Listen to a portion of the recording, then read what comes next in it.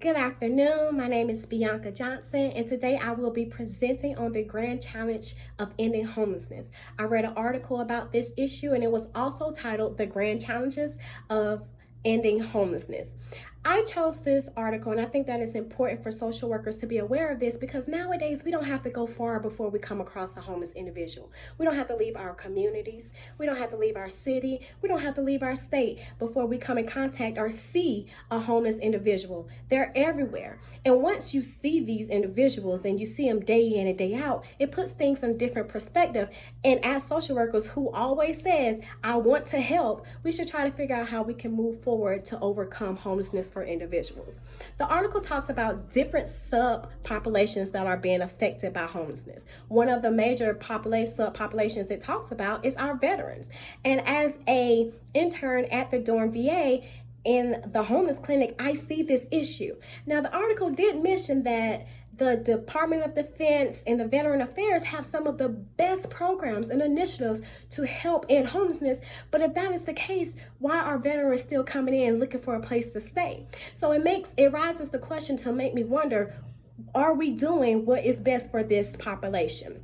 Another population that the article goes on to talk about are families. Now, they're not saying that, hey, dad is a drunk and he doesn't want to work. And they're not saying that mom is too lazy to work. They're saying that where these families are located, where they're living, the cost of living is too high. They are not able to afford their housing. So now you don't have just one individual, you have a whole family unit that is suffering from homelessness. The article also goes on to talk about our youth. And what was interesting about this is that they're saying that, back in the day, kids, they left home because they was just hard-headed. Now these kids have different issues that we are not taking the time to understand that is causing them to leave home, because it's easier to leave than to stay and be chastised about something that individuals are not taking the time to understand. So those were the main subgroups, populations that the article covered. And then what I took away from this article, 3 things that I feel like as myself as a social worker that is growing and learning, and those who still have a desire to be a social worker and work with people in the homeless field should know, is we have to change how we perceive, for one thing. The article talks about that we always saying, how can we serve the homeless population? Which is good. It's good that you go down there to the soup kitchen and you volunteer for a few hours. It's awesome that you give away your clothes at the end of each year. But is that enough? So we have to restructure that question and saying, instead of saying, how can we serve the homeless population, we need to ask the question, how can we help end your homelessness? That is the first major thing that should be taken away from this grand challenge in the article that I read. The second thing is, we have to understand that those that are suffering from homelessness are attached to some type of social issue. We cannot ignore that they are on drugs. We cannot ignore that they are challenging things that we don't understand. We cannot ignore the fact that housing is just too expensive nowadays to have something decent.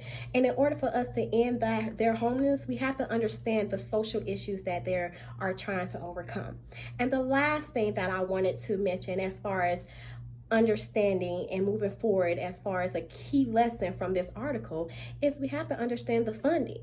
I'm at the VA and I see the money. I'm like, yes, we have all these programs, but I also see the repeated veterans come in seeking for housing with the same issue. So we have to ask, are we funding the right programs?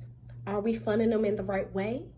Are we being resourceful and smart about how we operate these programs to help end homelessness? Again, my name is Bianca. I just presented to you the grand challenge to end homelessness, and I look forward to continue to learn more about this social issue as I continue to grow as a master level social worker.